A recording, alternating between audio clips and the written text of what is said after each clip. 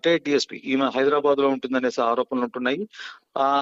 ఈయన హైదరాబాద్కి వెళ్ళినా కూడా ఆమె ఇంట్లోనే బస చేస్తాడనేసి ఆ కుటుంబ సభ్యులకు సంబంధించి తీవ్రమైనటువంటి ఒత్తిడి తెచ్చినప్పటికీ కూడా అతను లెక్క చేయడం లేదని, అలాగే ఈ అంశానికి సంబంధించి హైదరాబాద్ లో ఉంటున్నటువంటి ఎఫ్ఐఆర్ కి సంబంధించినటువంటి దీంట్లో నేరుగా అధ్యక్షుల వారికే పవన్ కళ్యాణ్ గారికి ఫిర్యాదులు అందినప్పటికీ బెంగళూరు, విశాఖ, జైపూర్ లో లక్ష్మిపై కేసులు నమోదయ్యాయి. 2 ఏళ్లుగా లక్ష్మి అజ్ఞాతంలో ఉంది.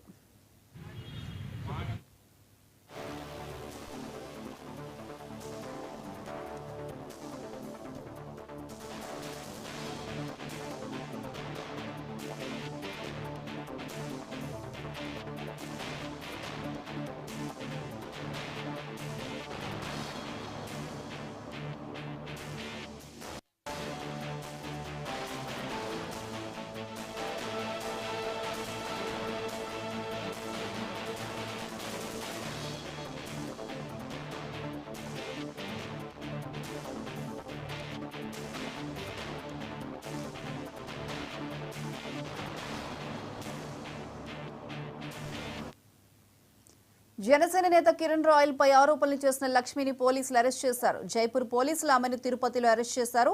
లక్ష్మిపై పలు రాష్ట్రాల్లో చీటింగ్ కేసులున్నట్లు తెలుస్తోంది. చెన్నై, బెంగళూరు, విశాఖ, జైపూర్లో లక్ష్మిపై కేసులు నమోదయ్యాయి. 2 ఏళ్లుగా లక్ష్మి అజ్ఞాతంలో ఉంది.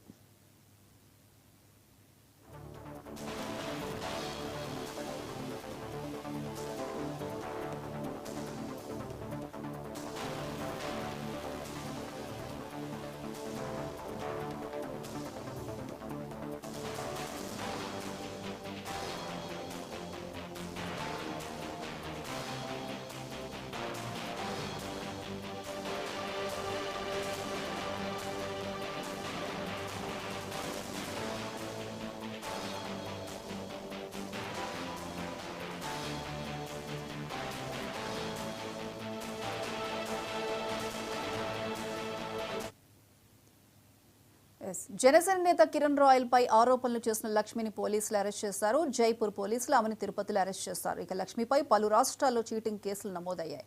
దీనికి సంబంధించి పూర్తి అప్డేట్స్ మా ప్రతినిధి మునిరాజు ఫోన్ లైన్ అందిస్తారు. మునిరాజ్. ప్రియాంక, కిరణ్ రాయల్ పై ఆరోపణలు చేసినటువంటి లక్ష్మీరెడ్డిని రాజస్థాన్కి చెందిన జైపూర్ పోలీసులు కాసేపటి కిందట అదుపులోకి తీసుకున్నారు. ఈమె ఆన్లైన్ మోసానికి పాల్పడినట్లు ఆ రాష్ట్రంలో కేసు నమోదు కావడంతో ప్రెస్ మీట్ పెట్టి, అంటే నిన్న రాత్రి ఎస్వి యూనివర్సిటీ పోలీసులకు కిరణ్ రాయల్ తనను మోసం చేశాడు, 1,20,00,000 రూపాయల దాకా నమ్మించి మోసం చేశాడు, తిరిగి ఇవ్వమంటే తనను చంపేస్తానని బెదిరిస్తున్నాడని కూడా ఆమె పోలీసులకు ఫిర్యాదు చేశారు. అలాగే ఈ రోజు ఉదయం స్పందన కార్యక్రమంలో భాగంగా ఎస్పీ గారిని కలిసి కూడా తను ఫిర్యాదు చేయడం జరిగింది.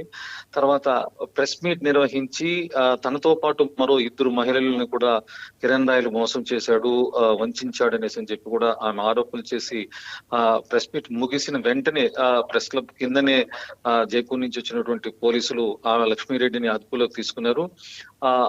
ఏ సెక్షన్స్ కింద పెట్టారు, ఏం చీటింగ్ చేశారనే దానిపైన వాళ్ళు స్పష్టత ఇచ్చే ప్రయత్నం చేయలేదు. అయితే ఈమెని ప్రస్తుతం చెన్నైకి జైపూర్ పోలీసులు తరలిస్తున్నారు. అక్కడ కోర్టులో ప్రొడ్యూస్ చేశాక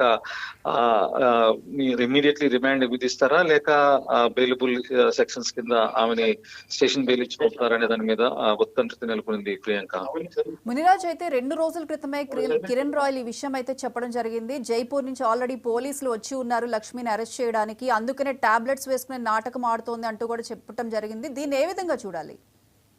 అంటే ఇద్దరి మధ్య ఆర్థిక లావాదేవీలు జరగడం కానీ, లేదా ఆమె చేసినటువంటి వీడియోస్, అలాగే కిరణ్ రాయల్ తనను బెదిరించిన తీరు అంతా కూడా ఆమె ఇప్పటికే సామాజిక మాధ్యమాల్లో విడుదల చేయడం జరిగింది.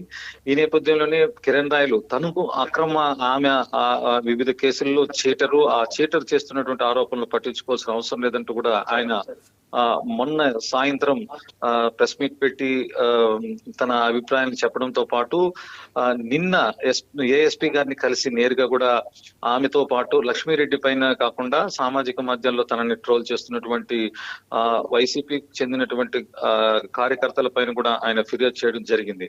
అయితే ఈ రెండిట్లో కూడా వాస్తవంగా ఇద్దరి మధ్య, అంటే కిరణ్ రాయలు లక్ష్మీరెడ్డి మధ్య జరిగినటువంటి సంఘటనలకి ఆ వీడియోలతో పాటు ఆడియో ఆధారాలు ఉండడం నేపథ్యంలో వాళ్ళిద్దరు అంశానికి సంబంధించి ఆధారాలు ఉన్నప్పటికీ కూడా ఆమె పైన 7 కేసుల్లో చీటింగ్ అని, చీటర్ అని తెలిసి కూడా కిరణ్ రాయల్ తనతో సంబంధాన్ని కొనసాగించడం పట్ల కూడా అనుమానాలు వ్యక్తమవుతున్నాయి. అలాగే ఆయన ఆరోపించిన అంటే కొద్ది నెలలుగా చాలా రోజులుగా ఉన్నటువంటి పెండింగ్ లో కేసులు ఇప్పుడు తనపై ఆరోపణలు చేసిన వెంటనే పోలీసులు అదుపులో తీసుకోవడంతో కిరణ్ రాయల్ ఇన్ఫ్లుయెన్స్ చేశారా అనే దాని మీద కూడా చర్చనీయాంశంగా మారింది ప్రియాంక. మునిరాజ్, అయితే ఏదైతే లక్ష్మి కొన్ని వీడియోలు రిలీజ్ చేసిందో దానికి వెంటనే కౌంటర్గా కిరణ్ రాయల్ కూడా కొన్ని వీడియోలు చూపించడం జరిగింది. ఇద్దరి మధ్య ఎటువంటి ఆర్థిక లావాదేవీలు లేవు, ఈ రోజుతో క్లియర్ అయిపోయినట్టుగా లక్ష్మి చెప్పిన వీడియో కూడా రిలీజ్ చేశారు. అది కూడా కిరణ్ రాయల్ బలవంతంగా చంపేస్తాను బెదిరించి చెప్పించారు అని లక్ష్మి చెప్పింది. దాన్ని ఏ విధంగా చూడొచ్చు?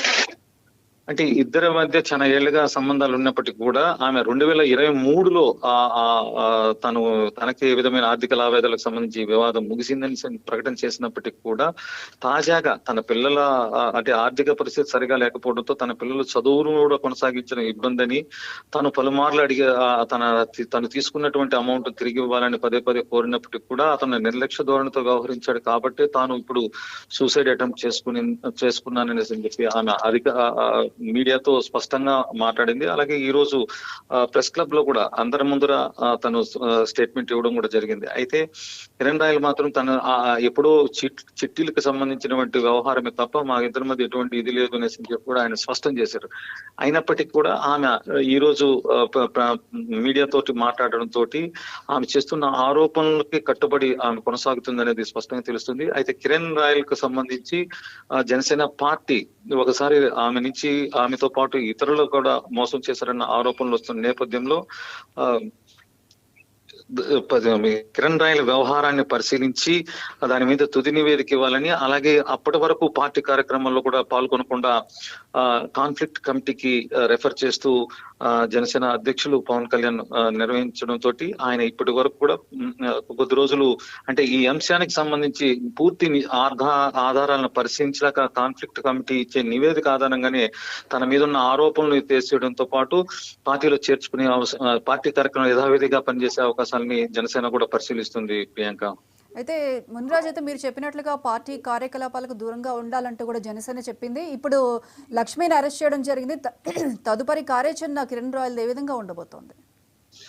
అంటే పర్టికులర్ గా అంటే తను చేసినటువంటి వాదన ఏదైతే ఆమె మొదట ఆరోపణ చేయగానే ఈయన ఇమీడియట్లీ తను చీటర్ చేసే మాటల్లో వాస్తవం లేదంటూ కూడా ఆయన ప్రకటన చేయడంతో పాటు పోలీసులకు ఫిర్యాదు చేసిన నేపథ్యంలో తన వాదన నెగ్గుతుందా లేక పార్టీ నియమించిన జనసేన కన్స్ట్రక్టివ్ కమిటీ తను విచారణలో ఎటువంటి నిజాలు బయటపడతాయి ఏమిటి అనే దాని మీద మాత్రం మరికొంతకాలం వేచి చూడాల్సి ఉంటది. అలాగే ఆమె 2 అంశాలని ఈ రోజు ప్రెస్ మీట్ లో తనతో పాటు మరో ఇద్దరిని కూడా కిరణ్ రాయల్ చీట్ చేశాడు. వాటికి సంబంధించినటువంటి ఆడియోలను కూడా ఆమె ప్రెస్ మీట్ లో వెల్లడించడం జరిగింది. అలాగే వీరిద్దరితోనే ముగుస్తుందా ఇంకా ఎక్కువ మంది